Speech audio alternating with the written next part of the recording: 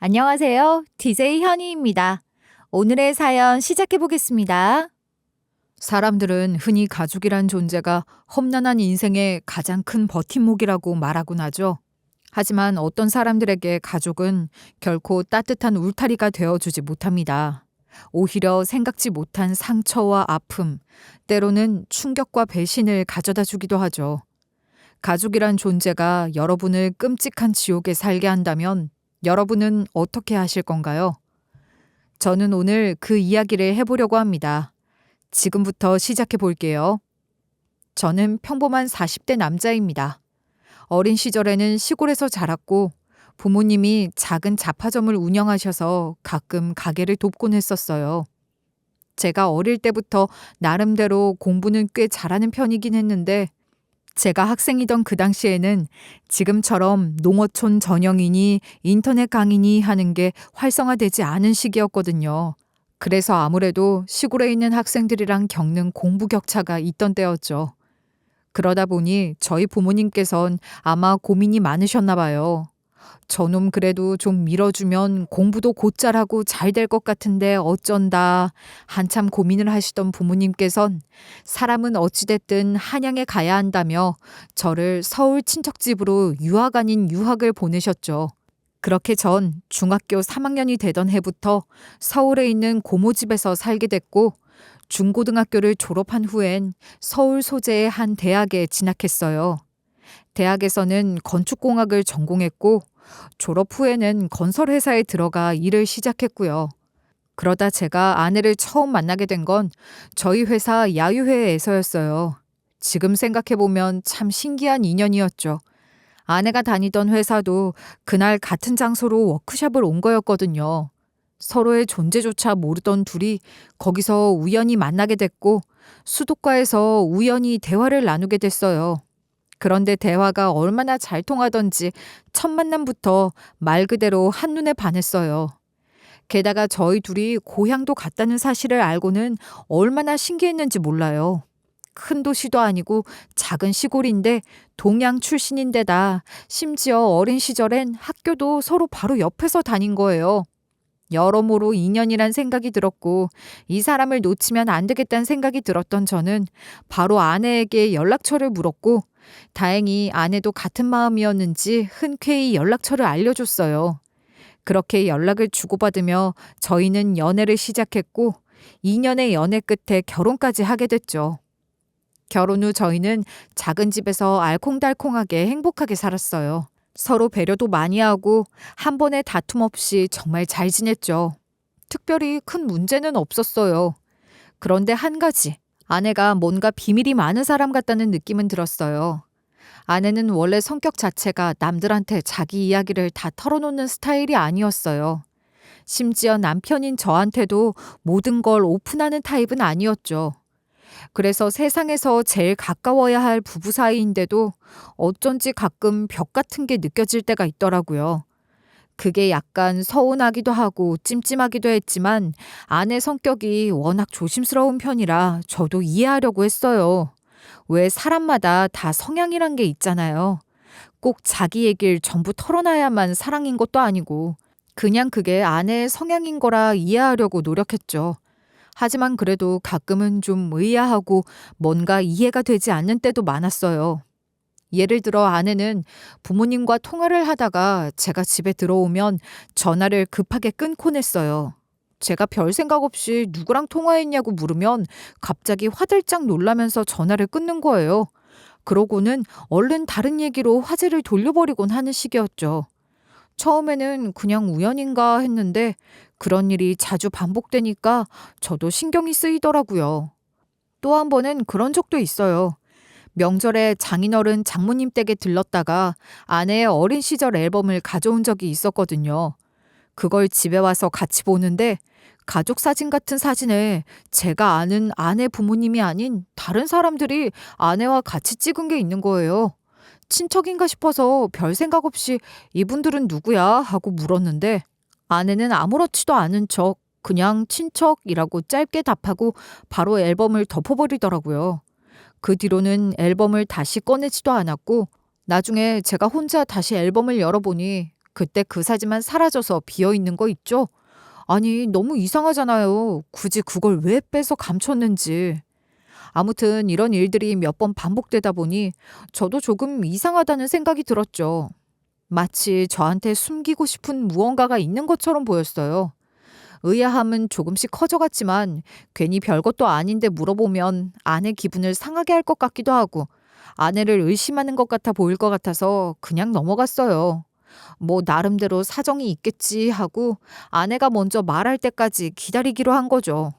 사실 저도 아내가 자기 이야기를 잘 안 하는 걸 제외하면 별다른 불만은 없었거든요. 워낙 성격이 신중한 사람이라 그런가 보다 하고 넘어갔어요. 그런데 시간이 지나면서 조금씩 더 의문스러운 일들이 생기기 시작했어요. 아내는 결혼 전에도 자기 부모님 이야기를 많이 하지 않았어요. 저는 당연히 아내가 가족 이야기를 꺼리는 성격이라 그런 줄로만 알았죠. 그런데 결혼 후에도 저희 부모님과는 자주 연락하고 지내면서 정작 본인 부모님과는 연락이 드문 편이었어요. 가끔 통화하는 걸 듣기는 했지만 그마저도 제가 집에 있으면 피하는 것처럼 느껴질 때가 많았어요. 또 아내는 종종 뭔가 깊게 생각하는 듯한 표정을 지을 때가 있었어요. 그럴 때 제가 무슨 생각하냐 물으면 아내는 뭔가 어두운 웃음을 지어 보이며 아무것도 아니야 라고만 대답했어요. 뭔가를 막 쓰다가 제가 들어오면 어색하게 감추기도 하고 그런 모습을 볼 때마다 저도 점점 마음이 쓰이더라고요. 물론 아내가 굳이 말하기 싫은 걸 제가 캐물어 볼 필요는 없다고 생각했지만 이런 일이 쌓이다 보니 저도 점점 불편한 기분이 들기 시작하는 건 어쩔 수 없었죠. 서운하기도 하고 찜찜하기도 하고 아내의 성격이 워낙 조심스러운 편이라고 이해를 하면서도 영 찜찜함은 가시지 않더라고요. 그러다 한 번은 정말 이상한 일이 있었어요. 제가 일로 알게 된 분이 교통사고로 입원했다는 소식을 듣고 회사 사람들과 같이 병문안에 가게 됐는데 거기서 우연히 아내를 본 거예요. 아내는 절 발견하지 못하고 다른 데 집중하고 있었고 저만 멀리서 아내를 발견했죠. 그런데 아내가 어떤 남자를 부축하고 있더라고요. 휙 지나가느라 남자의 얼굴은 자세히 보지 못했지만 두 사람 사이에서 느껴지는 묘한 분위기가 뭔가 가까운 사이 같다는 생각을 들게 했어요. 그 순간 정말 이상하다는 생각이 들었고 마음이 복잡해지더라고요. 의심스러운 마음도 들었지만 동료들과 함께 엘리베이터를 타느라 직접 다가가 확인할 수는 없었어요. 그날 저녁 집으로 돌아와서 아내를 슬쩍 떠봤어요. 제가 혹시 오늘 어디 갔었냐고 물었더니 아내는 조금도 망설임 없이 다른 얘기를 꺼내며 거짓말을 하더라고요. 병원에 비읍자도 꺼내지 않고 아예 다른 얘기로 화제를 돌리는 걸 보니 더 이상한 거예요. 아는 사람을 만나러 병원에 갔으면 그냥 갔다고 말하면 될 걸. 장황하게 막 다른 얘기를 늘어놓는데 그때부터 뭔가 저도 확실한 의심이 생기기 시작하더군요. 혹시 아내가 나 몰래 만나는 남자라도 있는 건가 싶고 별별 생각이 다 들었죠. 솔직히 제가 생각하기에도 그런 상상을 하는 제 자신이 우습고 초라해 보였지만 그렇다고 의심을 거두기에는 아내의 행동이 너무 이상했어요. 결국 저는 아내를 조금 더 유심히 지켜보기로 했습니다. 그러다 며칠 뒤 저는 몰래 아내 뒤를 따라갔어요. 처음에는 아내가 어디로 가는지 보려고 했을 뿐인데 아내가 병원으로 들어가는 걸 보고 가슴이 철렁 내려앉았었어요. 그런데 아내가 들어간 병원은 며칠 전 친구 병문안 갔을 때 봤던 그 병동이 아니었어요. 아내는 그때와 같은 병원의 다른 병동, 그러니까 안병동으로 들어갔어요. 뭔가 이상했지만 아내의 뒤를 밟아 따라갔고 아내가 진료실 안으로 들어가는 걸 보고 저는 복도에서 아내를 기다리기로 했어요. 시간이 조금 지나자 아내가 진료실에서 나오는 게 보였는데 눈에 띄게 눈물을 훔치고 있는 거예요. 순간 저도 너무 당황했고 아내 역시 저를 발견하고 깜짝 놀라는 기색이었어요. 둘 다 아무 말 없이 서로를 바라보다가 결국 아내가 먼저 입을 열었죠. 그날 아내에게서 들은 이야기는 충격적이었습니다. 여보, 나 암이래. 위암 3기. 나 어떡해? 뭐? 그게 무슨 소리야? 당신이 암이라니. 말도 안 돼. 그럼 그래서 지금까지 계속 병원에 다니고 있었던 거야? 나한텐 말도 없이? 당신 그동안 얼마나 무서웠어. 얼마나 겁이 났을까. 실은 며칠 됐어. 판정을 받고도 한동안 믿기지가 않았어. 당신한테도 이야기를 했어야 했는데 미안해 여보. 아내의 암 진단 소식은 그 자리에서 다리가 풀릴 정도로 충격적이었어요. 처음에는 믿기지도 않고 그저 멍했어요. 하지만 제가 그렇게 충격을 받은 만큼, 아니, 그보다 몇 배는 더 힘든 사람은 아내라는 걸 알았기에 정신을 붙잡아야 했어요. 저는 아내를 안아주며 일단 괜찮다고 같이 이겨내보자고 다독였어요. 아무리 무섭고 겁이 나도 함께라면 극복할 수 있을 거라고, 치료를 시작하면 분명히 나아질 거라고 믿으면서 아내가 너무 겁을 먹지 않게, 너무 힘들어하지 않게 하려고 노력했어요. 흔히들 큰 병에 걸렸다는 이야기를 들으면 처음엔 부정부터 하게 된다고 하죠. 저희 아내도 마찬가지였어요. 처음에 아내는 너무 충격을 받아서 치료를 거부했죠. 입원도 하지 않겠다고 하고 병원에도 다시는 가고 싶지 않다고 하더라고요. 그런 아내를 달래고 설득하는데 시간을 많이 썼어요. 아무리 힘들어도 제가 옆에 있으니 함께 해보자고 했어요. 당신은 혼자가 아니니까 절대 외로워하지 말라고. 무슨 일이 있어도 내가 지켜줄 테니 힘내자고 다독였어요. 그렇게 시간이 조금 지나고 나서야 아내도 조금씩 용기를 내기 시작했어요. 결국 치료를 받기로 결심했고 저희는 함께 그 과정을 견디기로 했습니다. 항암 치료는 정말 힘든 과정이었어요. 옆에서 보는 것만으로도 너무 힘겹고 마음이 괴로웠죠. 지켜보는 제가 그럴 정도니 당사자는 오죽했겠어요. 아내는 음식을 제대로 삼키지도 못했고 먹으려고 하다가도 바로 토해버리기 일쑤였어요. 먹은 게 없는데도 계속해서 쓴 위액만 개원하다 보니 나중엔 식도까지 죄다 헐어서 통증이 심해졌죠. 그런 아내를 옆에서 지켜보는 것만으로도 저도 솔직히 너무 힘들었어요. 매일 밤마다 아내의 상태를 살피고 혹시라도 문제가 생기면 바로 병원에 데려가야 했기 때문에 잠도 제대로 잘 수가 없었어요. 밤에도 고통에 시달리다가 급하게 화장실로 토하러 달려갈 때마다 저도 따라가서 옆에서 지켜보곤 했어요. 혹시나 쓰러지진 않을까, 무슨 일이라도 생길까 노심초사해 아내를 잠시라도 혼자 내버려 둘 수가 없겠더라고요. 그렇게 저희의 삶은 완전히 바뀌었고 모든 중심이 아내의 치료에 맞춰져 있었어요. 아내는 그런 절 보면서 너무 미안해했어요. 자기가 아프지 않았으면 저도 이렇게 고생하지 않았을 텐데 자기 때문에 저까지 힘들게 만든다며 울더라고요. 제가 늘 아내를 데려다주고 데려오고 잠을 깨가면서까지 아내를 챙기는 걸 보면서 미안함이 더 커졌나 봐요. 그런데 저는 정말 진심으로 아내가 제 옆에 있다는 것만으로도 괜찮았어요. 저는 아내에게 당신이 건강을 되찾는다면 그걸로 충분하니까 미안해하지 말라고. 당신이 살아있어야 나도 사는 거라면서 아내를 안아줬어요. 아내는 제 품에 안겼고 그렇게 저희는 한참을 울었죠. 아내와 저는 그렇게 함께 힘든 시간을 버텨냈어요. 아내에게도 저도 정말 괴롭고 고통스러운 시간들이었지만 서로에게 의지하며 나아가다 보면 언젠가는 이겨낼 수 있을 거라는 희망을 가졌어요. 힘든 과정 속에서도 저희는 서로의 존재 덕분에 포기하지 않을 수 있었죠. 그러던 어느 날이었습니다. 퇴근하고 집에 돌아왔는데 이상할 정도로 집이 휑했어요. 순간 뭔가 불길한 느낌이 들었어요. 보통은 늦더라도 불이 켜져 있거나 작은 생활소음이라도 있었을 텐데 그날은 달랐어요. 정적만 감돌았고 공기가 서늘했죠.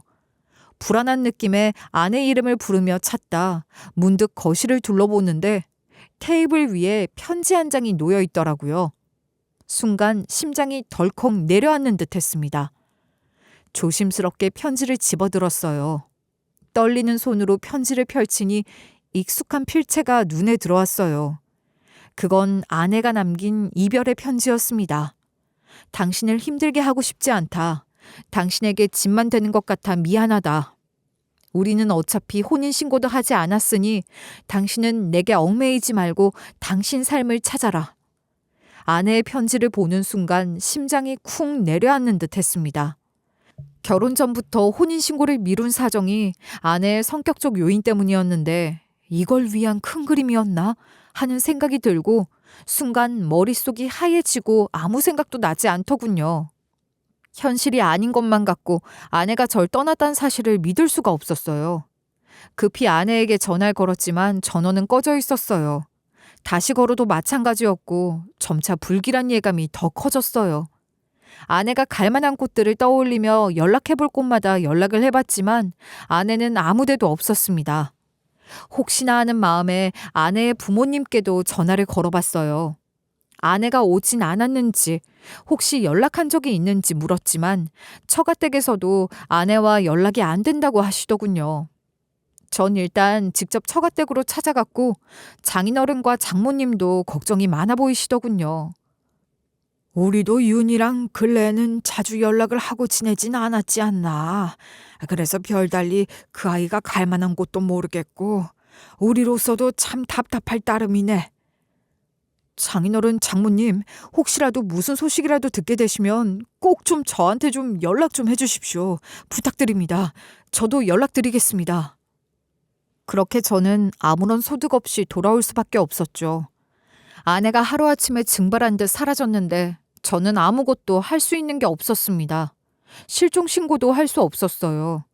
자진해서 떠난 사람이니 실종신고는 접수조차 되지 않았고 거기다 며칠이 지나니 아내의 번호는 이미 바뀌어 있더군요. 아내는 그렇게 작정하고 저를 떠난 거였어요. 어디에도 아내의 흔적이 남아있지 않았고 제겐 아내를 찾을 방법이 아무것도 없었어요.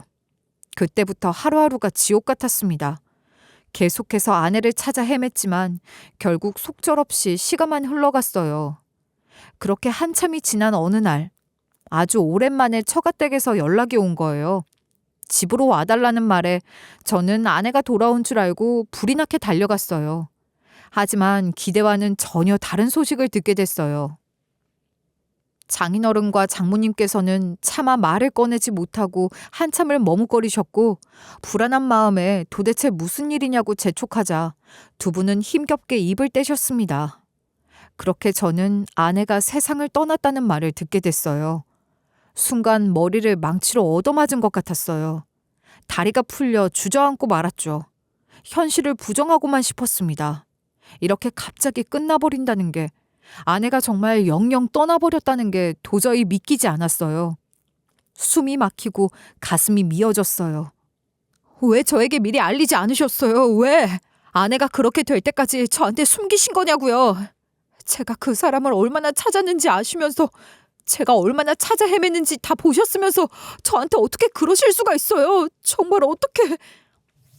미안하네 박서방. 윤희의 뜻이 너무 완고해서 어쩔 수가 없었어. 정말 미안하네. 그래, 그 아이 뜻이 너무 확고했어. 자네에게 절대 알리지 말라고 신신당부를 하더군.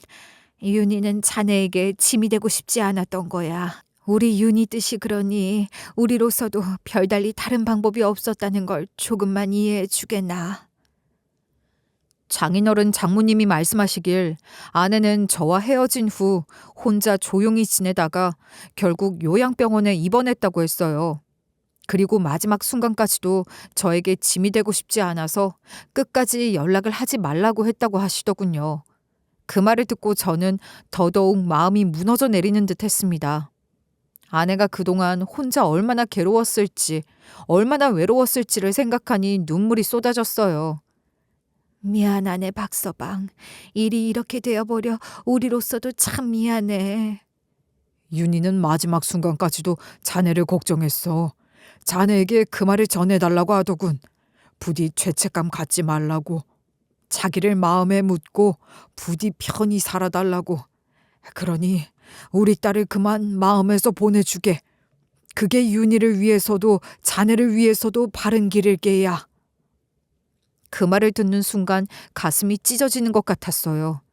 차라리 왜 더 열심히 자기를 찾지 못했냐며 절 미워하면서 원망하면서 떠났다면 이렇게 마음이 아프지는 않았을 거예요. 마지막 순간까지도 저를 걱정했을 아내를 떠올리니 눈물이 앞을 가렸어요. 그렇게 한참을 울고 또 우는 수밖에 없었습니다.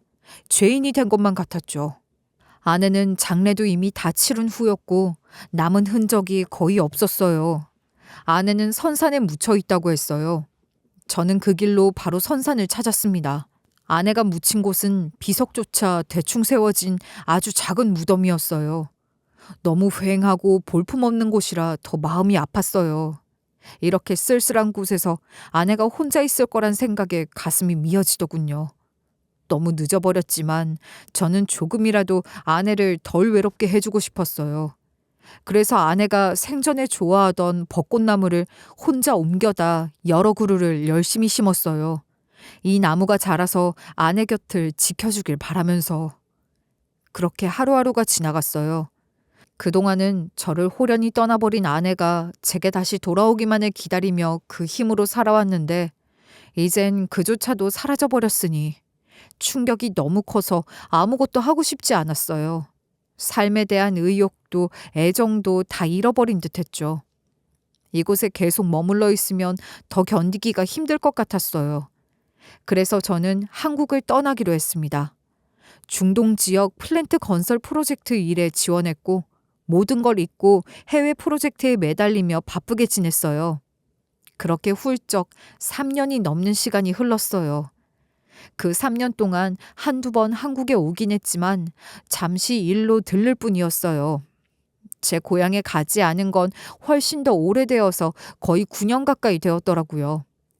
저희 부모님은 주로 서울에 올라오시면 뵙곤 했고 고향에 가면 아내와 함께 고향을 방문했던 일들이 떠올라 더 괴로울 것만 같아 그동안 한 번도 가지 않았죠. 그러다 9년 만에 저는 어쩔 수 없이 다시 고향을 찾게 됐어요. 부모님이 연로하시고 건강도 안 좋아지셔서 더 미룰 수가 없었거든요. 부모님을 너무 오래 찾아뵙지 못한 죄송함도 컸고요. 그동안 부모님을 너무 외롭게 한 것 같았어요. 마음 한구석에 묻어두었던 아내의 추억을 다시 꺼내는 게 쉽지 않았지만 한편으론 그리움도 커져 있었던 것 같아요.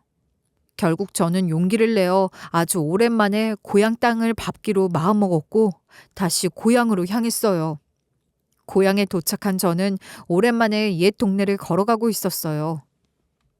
너무 오랜만이라 어색할 줄 알았는데 막상 마주한 풍경들은 여전히 그대로더라고요. 도시에 비해 시골 마을은 그렇게 휙휙 변하지 않더군요. 익숙한 골목, 변함없이 자리한 가게들, 어릴 적 뛰놀던 놀이터까지 시간이 멈춘 듯한 기분마저 들었어요. 그렇게 천천히 걸으며 옛 기억에 잠겨 있는데 저 멀리서 누군가 저를 향해 다가오는 거예요. 가까이서 보니 초등학교 때부터 친했던 동창이었어요. 제가 서울로 전학 가기 전까지 정말 친하게 지냈던 친구였죠. 친구는 저를 보자 반가운 얼굴로 다가왔어요.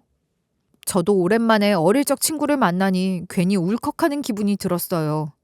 저희는 반갑게 안부를 나눴어요. 그런데 친구가 대뜸 희한한 말을 하는 거예요. 너희 가족 최근에 이사 온 거야? 고향으로 다시 돌아오기로 한 거야? 너희 아내 얼굴을 요 앞번에 봤거든. 무슨 소리야? 우리 아내를 보다니. 한 달쯤 전인가 이 근처에서 봤었어. 집으로 들어가는 걸 보고 혹시 네가 여기로 이사를 왔나 싶어서 너한테 연락을 해보려고 했는데 전화가 안 되더라. 아, 내가 한동안 외국에 있었거든. 근데 아마 우리 아내는 아닐 거야. 그럴 리가 없지. 네가 착각했나 봐. 실은 우리 와이프 몇 년 전에 지병으로 세상을 떠났어. 이 세상 사람이 아니야. 전 당연히 친구가 잘못 본 걸 거라고 생각했어요. 친구는 제 결혼식에서 아내 얼굴을 한 번 본 게 전부였고 그 뒤로 사적으로 본 적도 없었어요. 그 짧은 기억으로 어떻게 아내 얼굴을 또렷이 기억할 수 있겠어요. 더구나 아내의 장례는 저조차도 치르지 못했으니 친구는 더더욱 아내의 소식을 몰랐을 거고 그래서 그냥 다른 사람을 보고 착각했겠거니 싶었어요. 그런데 제 말을 듣는 친구의 얼굴이 단번에 굳어졌어요. 아니야, 나 분명히 봤어. 틀림없어. 내가 사람 얼굴 하나는 기가 막히게 잘 기억하거든. 그리고 네 아내 얼굴에 있는 붉은색 흉터도 확실히 봤어. 하도 오랜만이라 반가운 마음에 혹시 준성이 재수 씨 아니냐고 인사하려고 다가갔는데 나를 보더니 휙 돌아서 피하는 거야. 나를 기억 못해서 그러나 하고 다시 부르진 않긴 했는데 분명히 너희 와이프 맞았어. 친구는 너무나 확신에 찬 눈빛이었어요. 그러면서 아내가 어느 빌라로 들어갔다면서 주소까지 정확히 알려주는 거예요. 그 순간 머릿속이 너무 복잡해지더군요. 아내가 세상을 떠났다고 했는데도 그렇게까지 확신하며 아니라고 하는 친구를 보니 황당하기도 했고 기분이 이상했어요. 애써 무시하려 했지만 가슴속 어딘가가 요동쳤어요. 혹시 정말 아내를 닮은 사람이 있는 걸까? 아니겠지. 설마 하는 생각이 들면서도 믿져야 본전이라는 심정으로 친구가 알려준 주소를 찾아가 보기로 했습니다. 친구가 알려준 빌라 앞에 도착한 저는 떨리는 손으로 배를 눌렀어요. 순간적으로 심장이 터질 것 같았어요. 잠시 뒤 문이 열렸어요. 그런데 문 앞에 서 있는 사람을 보는 순간 저는 그만 숨이 멎는 듯 했습니다. 문을 열고 저를 마주한 사람은 분명 세상을 떠났다고 생각했던 제 아내였어요. 그 얼굴, 그 눈빛, 그 표정. 절대 착각일 리 없는 멀쩡히 눈앞에 살아 숨쉬는 아내가 저를 바라보고 있었어요. 꿈도 환상도 기억도 닮은 사람도 아닌 제 아내가 말이에요. 온몸에 소름이 돋았습니다. 당신이 어떻게 살아 있었던 거야? 정말 살아 있었던 거야? 어떻게 나한테 말 한마디 없이. 저는 아내를 바라봤어요. 횡설수설하며 제가 말을 늘어놓았지만 아내는 놀란 얼굴로 저를 보더니 황급히 문을 닫으려 했어요. 저 사람 잘못 보셨습니다. 아니잖아. 당신 맞잖아. 왜 날 모르는 척하는 거야? 대체 무슨 일이 있었던 거야? 여보, 설명 좀 해봐. 대체 어떻게 된 일인지. 아내는 모르는 사람인 척 문을 닫으려 했고 저는 반사적으로 문을 막았어요. 손으로 문을 잡고 밀어 열며 아내를 똑바로 바라봤어요. 그런데 아내는 시선을 피하며 고개를 저었어요. 그 순간이었어요. 집안에서 웬 남자가 고개를 내미는 거예요. 그 남자는 제 존재를 의아해하며 아내를 바라봤고 그 순간 머리를 두들겨 맞은 듯한 충격이 몰려왔어요. 아내는 살아있었어요. 그건 분명 기쁨의 충격이었죠. 하지만 아내는 다른 남자와 함께 있었어요. 그 사실은 첫 번째 충격보다 훨씬 더 강렬하게 제 머리를 강타했습니다. 믿을 수 없는 현실 앞에서 저는 그만 얼어붙고 말았어요. 저는 아무 말도 하지 못한 채 그 자리에 굳어버린 채 서 있었죠. 그때 아내가 당황한 얼굴로 저를 바라보며 다가왔어요. 준성 씨, 나가서 이야기해. 이게 대체 어떻게 된... 저 사람은 대체... 나가서 설명할게. 여기서 이러지 말고. 아내는 제 팔을 붙잡았고 저를 집 밖으로 끌어내듯 밀어냈어요. 저는 넋이 나간 채 끌려나갔죠. 집안에서는 여전히 의아한 얼굴로 서 있는 남자가 저를 바라보고 있었어요. 아내는 계속해서 다급하게 저를 이끌었고 그렇게 저는 아내와 함께 집 밖으로 나왔어요. 아내 얼굴을 보고 있는데도 이게 현실인지 뭔지 도저히 믿기지가 않았어요. 3년 넘게 죽은 사람으로만 알았는데 내 앞에 살아있는 아내가 서 있다는 게 도무지 이해가 되지 않았어요. 어떻게 된 일인지 머릿속이 새하얘지고 심장이 미친 듯이 뛰었어요. 저 사람이 정말 내 아내가 맞나? 내가 지금 꿈을 꾸고 있는 건 아닌가? 수없이 머릿속에서 되뇌었지만 그 얼굴, 그 눈빛, 그 표정을 보고 있으니 착각일 리 없었어요. 아무리 봐도 제 아내가 맞았어요. 그런데 아내는 너무 당황한 기색이었고 저를 보자마자 얼굴이 새하얘지더니 말 한마디 없이 저를 피하려 했어요. 그 모습이 오히려 더 충격적이었어요. 살아있었다면 그동안 어디 있었는지, 왜 돌아오지 않았는지 먼저 물어봐야 하는데 아내는 오히려 도망치려는 눈치였으니까요. 게다가 그 남자는 또 누구인지 너무 혼란스러워서 가만히 서 있다가 저도 모르게 휘청거렸고 아내가 저를 붙잡고 집 앞 벤치로 이끌었어요. 벤치에 앉아 숨을 고르고 겨우 안정을 찾은 후에야 저는 입을 뗄 수 있었어요. 아내를 똑바로 바라보며 물었어요. 대체 왜 이런 일이 벌어진 거냐고. 왜 사라진 거냐고. 혹시 다른 남자가 생긴 거냐고.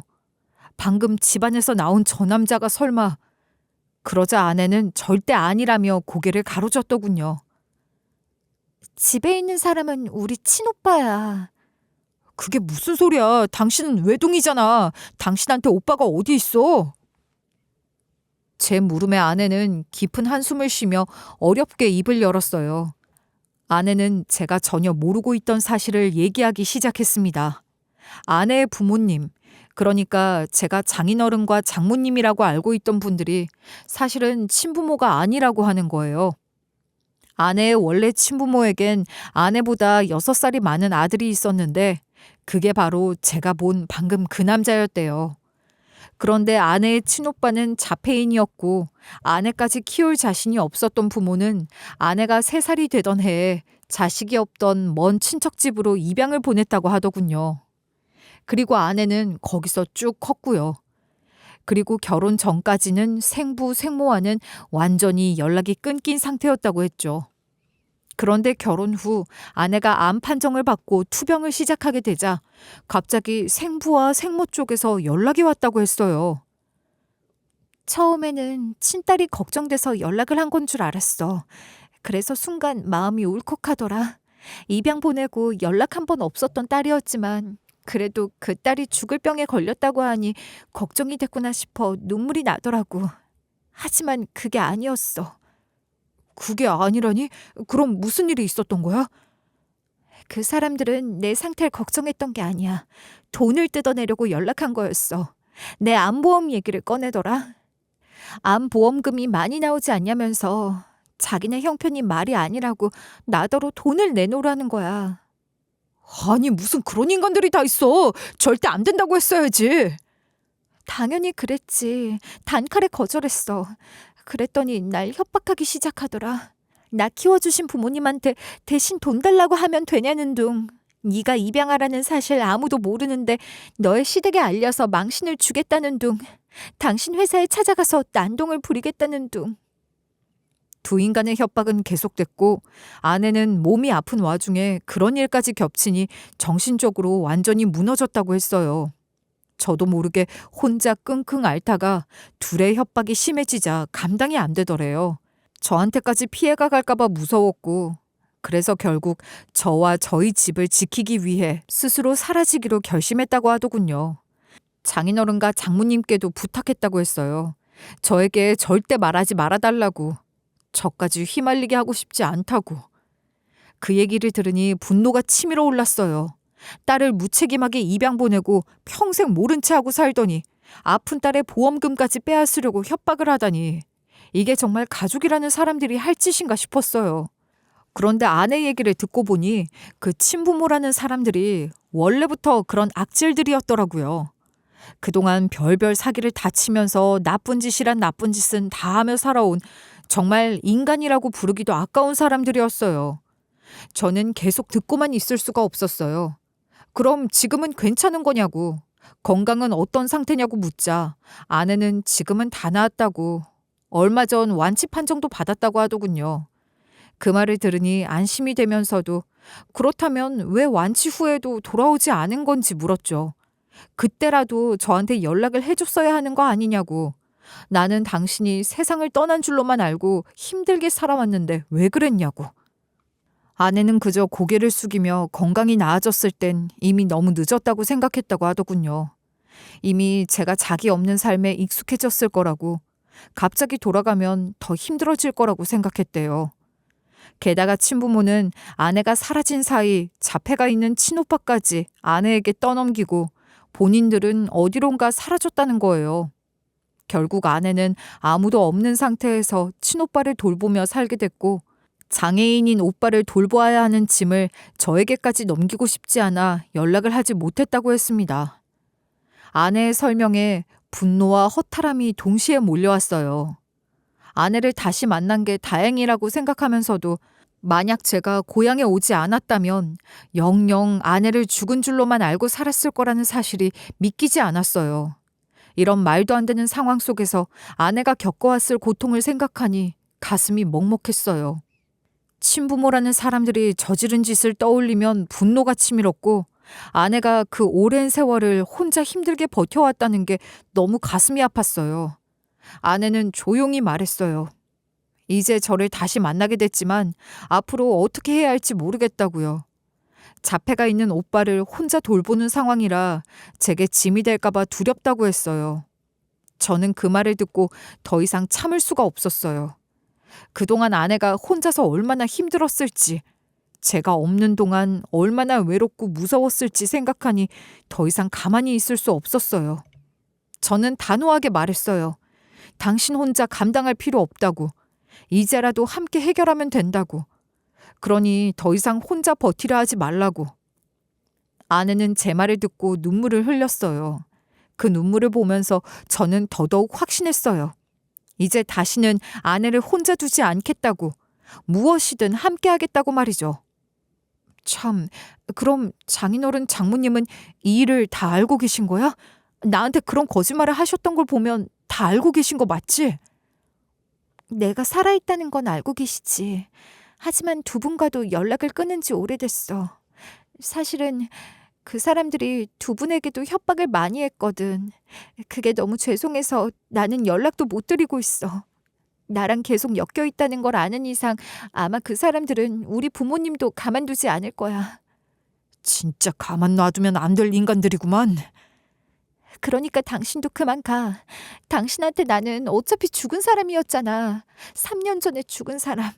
그렇게 알고도 당신은 잘 살아왔으니까 앞으로도 그냥 그렇게 살아. 나랑 엮여봤자 좋을 게 없어. 당신까지 힘들게 만들고 싶지 않아. 그러니까 그만 가. 아내는 그렇게 말하고 저를 못 들어오게 하더니 집 안으로 들어가 버렸어요. 제가 아무리 문을 두드려도 아내는 열어주지 않았어요. 더 이상 자기를 민폐 끼치는 사람으로 만들지 말아달라고.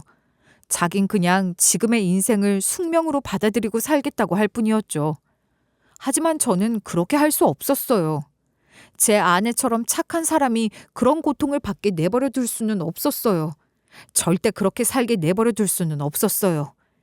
며칠을 고민했지만 결국 답은 하나뿐이었어요. 그 사람들에게 직접 가서 따지는 것, 단판을 보는 것.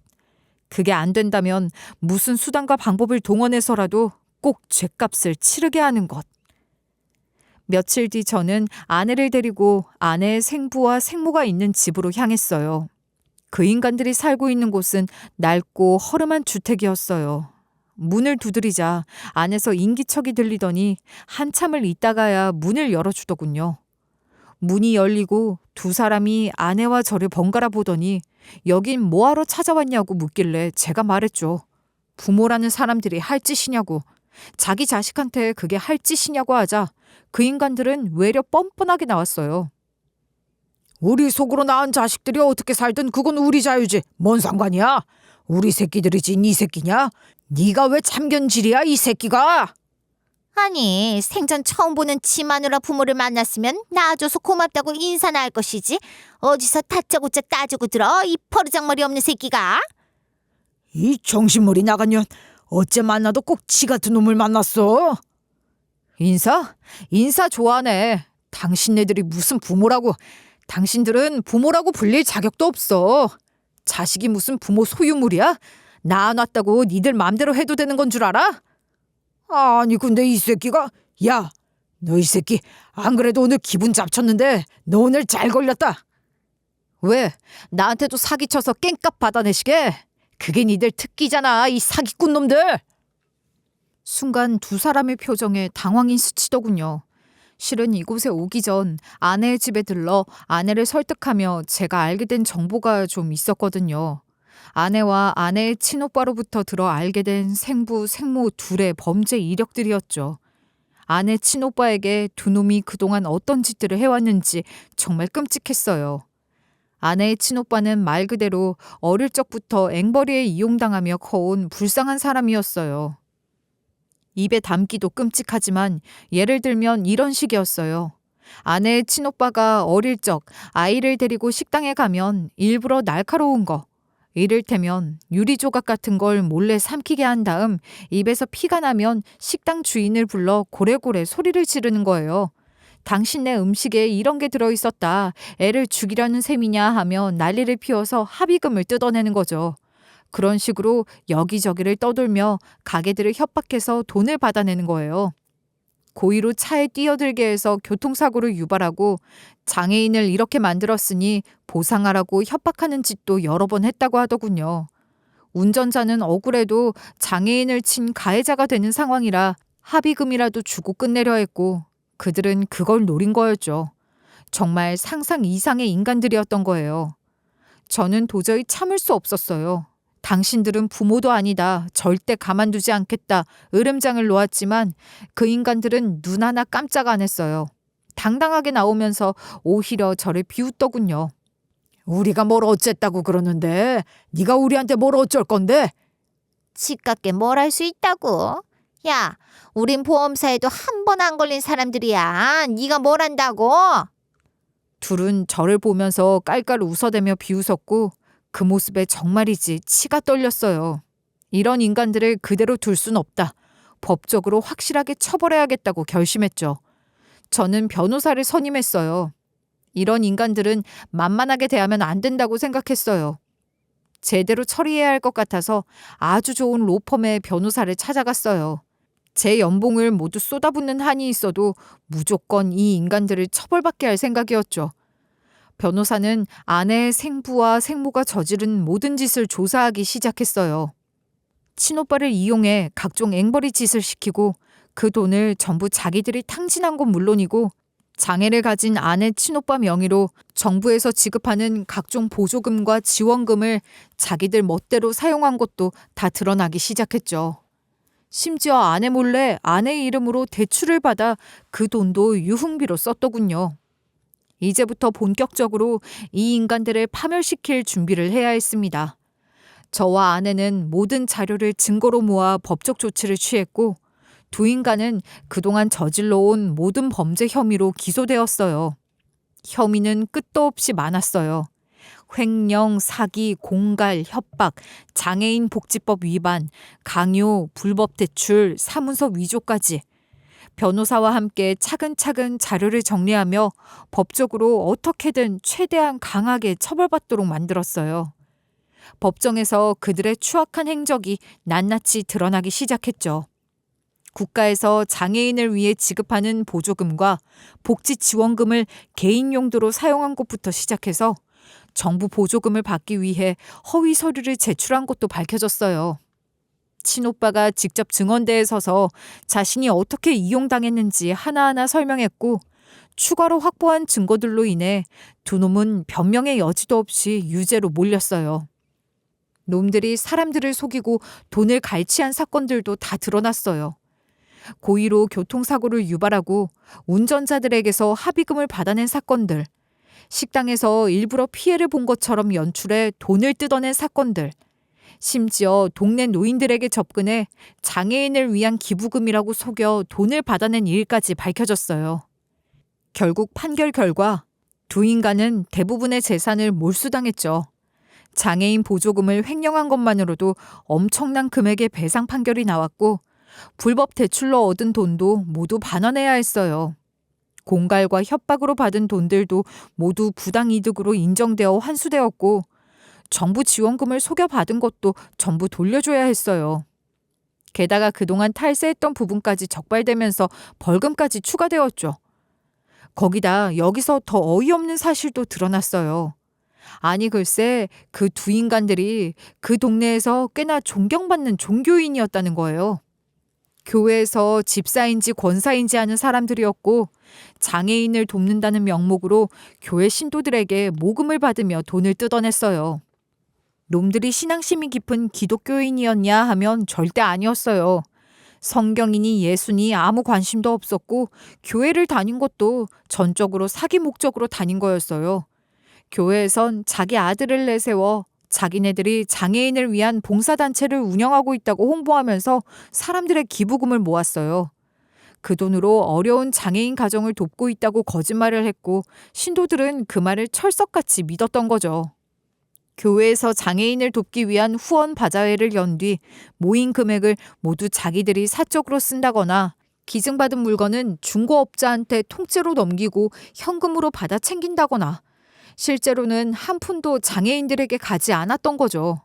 심지어 장애인 시설을 위한 건립기금을 모으겠다고 하면서 헌금까지 권유했다고 하더군요. 그런데 둘이 뼛속까지 사기꾼이었다는 사실이 밝혀지자 당연히 난리가 났죠. 그동안 두 인간을 존경했던 교회 사람들은 경악했고 동네에서도 입소문이 퍼졌어요. 장애인을 돕는다며 사람들 돈을 뜯어낸 것부터 그 돈을 횡령해서 자기들 사치에 쓴 것까지 전부 폭로됐고 평소에 그들을 따르던 신도들도 충격을 받았고 교회에선 그들을 즉각 제명 조치했어요. 동네에서도 사람들이 몰려들어 두 인간을 향해 욕을 퍼부었어요. 평소 두 인간을 믿고 따랐던 사람들은 배신감에 치를 떨었고 피해를 본 사람들은 분노하며 집 앞까지 몰려와 항의하기 시작했어요. 그동안 우리가 낸 모금액이 다 저 인간들 배 채우는 데 쓴 거라고? 장애인 도우라고 기부했더니 술 마시고 놀러 다니는 데 썼다니 이게 말이 돼? 저 인간들 죄다 감옥 보내야 해. 이 파렴치한 사기꾼들. 시위 인파들이 생기니 작은 지역 신문에서까지 취재를 나섰고 그 바람에 일은 더 커졌어요. 두 인간은 감옥에 가기 전부터 이미 사회적으로 완전히 매장된 상태가 되고 만 거죠. 반대로 그동안 생부와 생모 때문에 얽매여 살던 아내는 마침내 그들로부터 벗어날 수 있게 되었어요. 이제 더 이상 협박과 갈취, 죄책감에 시달리지 않아도 됐어요. 물론 그동안의 고통이 다 가시는 건 아니었지만 그래도 다행히 아내 이름으로 받은 대출 금액도 다 변제됐고 두 인간으로부터 보상금도 받게 됐으니 새 출발할 수 있을 만큼은 됐죠. 저는 아내의 친오빠를 전문기관과 연결해 안정적인 돌봄을 받을 수 있도록 했습니다. 아무리 가족이라도 혼자서 모든 걸 감당하는 건 불가능한 일이잖아요. 아내도 친오빠를 포기할 수는 없었지만 그렇다고 자신의 삶을 또다시 희생하면서 살아가길 원하지는 않았어요. 아내와 상의 끝에 신뢰할 수 있는 장애인 거주시설에 아내의 오빠를 지낼 수 있도록 조치했습니다. 장애인을 위한 재활과 자립도 돕고 의료 서비스와 전문 상담이 제공되는 데다 개개인의 능력에 맞는 직업 활동도 지원하는 곳이었어요. 그곳을 방문해보고 나니 좀 마음이 놓였던지 아내도 만족했죠. 아내는 자주 오빠를 방문하며 좋은 환경에서 지낼 수 있도록 신경 썼고 아내의 오빠 역시 조금씩 안정을 찾아갔어요. 아내는 키워주신 부모님과도 한동안 연락을 끊고 살았잖아요. 친부모가 저지른 짓이 너무 죄송해서 감히 얼굴을 들 수 없다고 했었죠. 하지만 저는 아내에게 용기를 내보라고 했어요. 두 분 다 당신이 힘들 때 언제나 진심으로 사랑해 주신 분들이잖아. 분명 당신을 따뜻하게 맞아주실 거야. 아내는 망설였지만 결국 용기를 내어 장인어른과 장모님을 찾아갔어요. 두 분은 아무 말도 묻지 않고 아내를 품에 안아주셨어요. 그동안 얼마나 힘들었니 하며 아내의 등을 토닥이셨어요. 아내는 아이처럼 두 분 품에서 엉엉 울었어요. 그동안 쌓아온 모든 죄책감과 미안함이 무너져 내리는 듯 했죠. 모든 사건이 일단락되고 저는 아내에게 다시 돌아와 달라고 말했어요. 이제 더 이상 아내를 괴롭히는 인간들도 없고 아내가 짊어졌던 짐도 덜어냈으니 다시 함께 살아가자고요. 하지만 아내는 쉽게 대답하지 못하더라고요. 당신은 너무 좋은 사람이야. 그런데 내가 떠났던 그 시간 동안 혼자서도 충분히 잘 살아왔잖아. 그런데 내가 다시 들어가면 또 힘들게 만들까 봐 무섭기도 하고 미안하기도 해. 이제 더 이상 당신을 올가맬 짐도 없잖아. 우린 그걸 다 이겨냈어. 그래, 그럼 나한테 조금만 시간을 줘. 아내는 자신을 되찾기 위해 먼저 홀로 서겠다고 했어요. 그동안 병마와 가족의 압박에 짓눌러온 자신을 위해 처음으로 온전히 자신만을 위한 시간을 가져보고 싶다고 했어요. 저는 그런 아내의 마음을 이해했습니다. 아내는 다시 일을 시작했어요. 그동안 병 때문에 그리고 오빠 때문에 희생하며 살았던 세월을 뒤로하고 아내는 진짜 자신을 위한 삶을 살기로 했어요. 처음에는 모든 것이 낯설고 두려웠을 거예요. 하지만 아내는 점점 사회생활에 적응해 갔어요. 무기력하고 생기 없던 얼굴이 점점 밝아지는 게 보이더군요.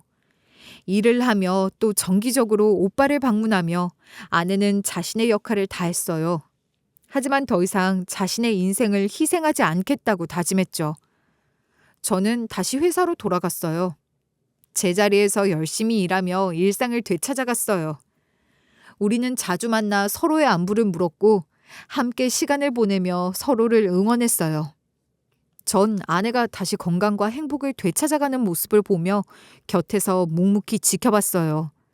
아내와 저는 여전히 서로를 사랑했지만 각자의 삶을 정리하고 치유하기 위해 잠시 떨어져 있었어요. 그렇게 1년이 흘렀고 이제 저는 다시 아내에게 청혼할 생각이에요. 아내에게 청혼을 한다니 조금 이상한 말이지만 저는 다시 아내와 함께할 날을 꿈꾸고 있어요. 이제는 진정한 의미에서 누가 누구의 짐이 아니라 누가 누구를 구원하는 게 아니라 나란히 서서 함께 살아가는 인생을 시작하고 싶어요. 두근거리는 마음으로 저는 다시 한번 아내에게 손을 내밀 생각이에요. 아내는 과연 어떤 대답을 할까요? 제 사연은 여기까지입니다. 이 사연을 듣고 계신 여러분도 부디 자신이 짊어진 짐 때문에 자신의 삶을 포기하지 않기를 바랍니다. 우리가 살아가는 이유는 누군가를 위해 희생하기 위함이 아니라 결국은 우리 스스로의 행복을 찾기 위함이니까요. 그럼 지금까지 제 이야기를 들어주셔서 고맙습니다.